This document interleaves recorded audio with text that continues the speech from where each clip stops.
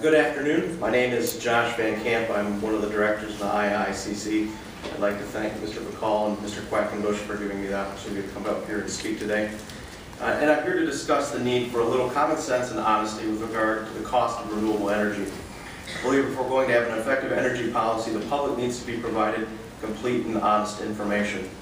Now, these comments are made with all due respect to Commissioner Quackenbush, but unfortunately our Public Service Commission is not providing the public with accurate information we deserve. Here are just a few examples of where I believe the PSC has let us down. Example number one, let me start with a simple example. I'll ask all of you to read your next power bill.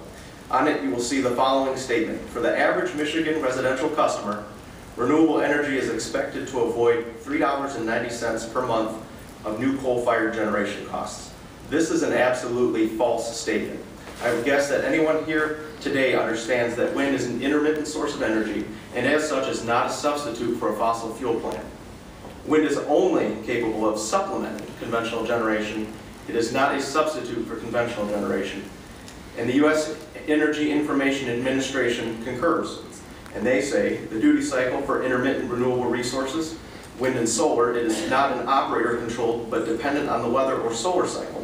That is sunrise or sunset, and so will not necessarily correspond to operator dispatch duty cycles.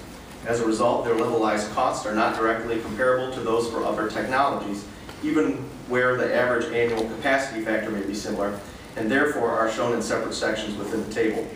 This is elementary information that informed people understand, yet this false statement continues to appear on our monthly bills. MISO places the capacity value of wind at 8%.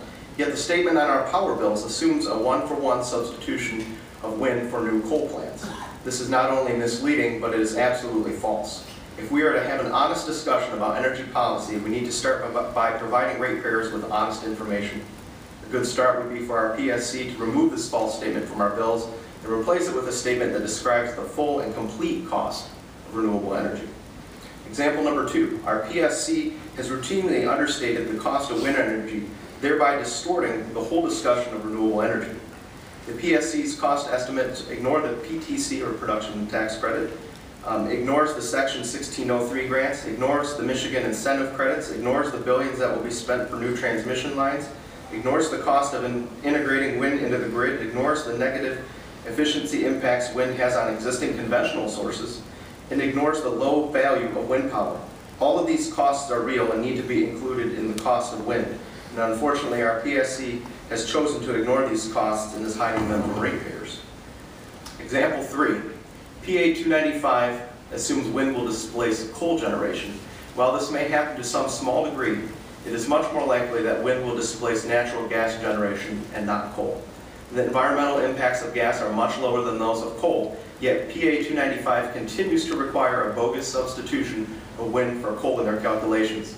This is wrong and distorts the fair and honest dialogue that this subject requires. The bottom line is that if we were to have an effective energy policy, our PSC needs to provide Michigan ratepayers with accurate information about the true costs and impacts of wind energy. Any energy policy is only as good as the foundation upon which it is built.